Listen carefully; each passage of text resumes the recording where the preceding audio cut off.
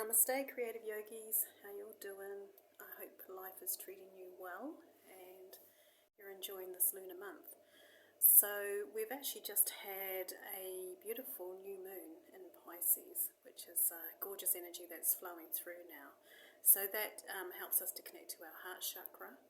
So what I'm suggesting my students do is really connect with heart openers. So that's Anahata flows and back bends, working with back bends to really activate the heart chakra, and also have the heart meditations woven into your Shavasana just to help us really tune in and check into our heart space this month. And it's a beautiful poetic element that flows through our practice to help us understand a real fundamental truth that is weaving its way towards us, which is about surrender. And so what I find really interesting about working with this idea of surrendering into the pose, to find our way to the present moment, to be peaceful and blissful and really filled with gratitude, that's really what quality of life is all about. So it really actually helps us to understand what true abundance is. So that's kind of the big overreaching lesson that's trying to find its way to us. And so we can find our way to this stuff really, really compassionately through our yoga practice.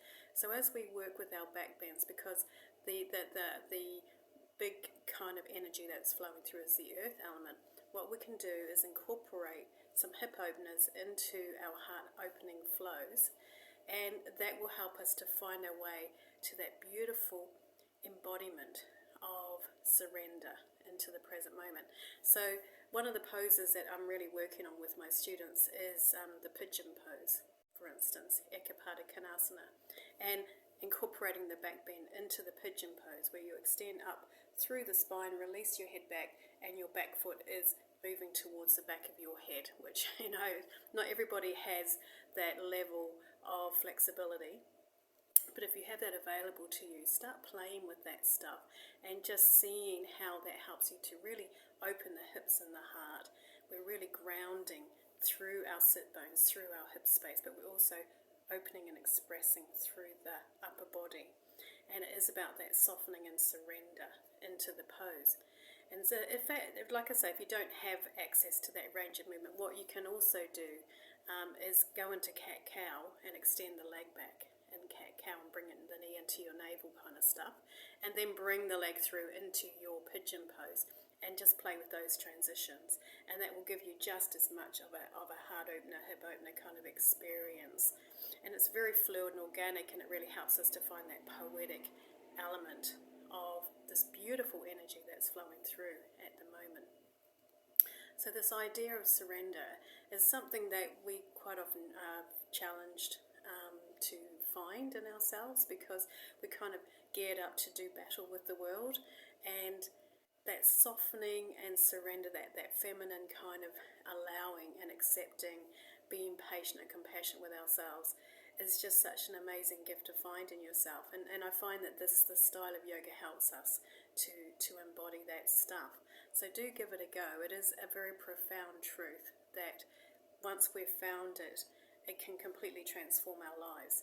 Because at the end of the day, the most important thing in life is to be in that place of gratitude, of feeling abundant, of feeling that you are supported by the world, that all your needs are met, genuinely being in that place, no matter what's going on in the outside world, no matter how much money you've got in your bank account, what house you own, or whatever, whatever material reality you find yourself in. So it's a beautiful month. It's really helping us to find our way to something really quite significant there. So have a go with those asanas. And if you haven't got a heart meditation file available for your meditations, I've actually got them in my website for free. I've uploaded them to Spotify, and I've created them as podcasts. So if you go into my website, and I'll put the link in the comments section, it's in the menu.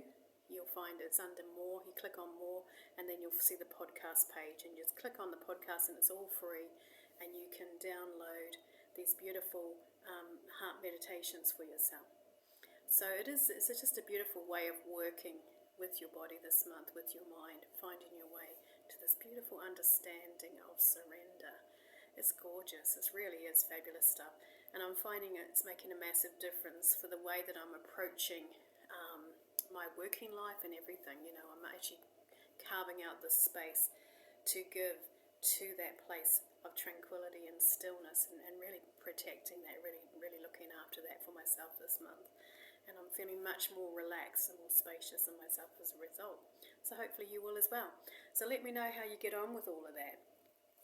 And I am posting things up on Instagram for you to play with these ideas in mind. And I'm just kind of working out different kind of sequences that embody this idea of surrender. So do check those out, you know, whenever you've got the time. All right, so let's have a look at your card for this week, your moon card.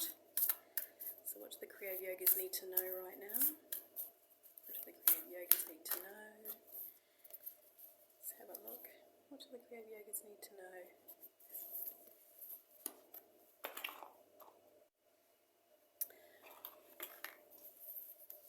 I'll pull another one because that one doesn't make sense.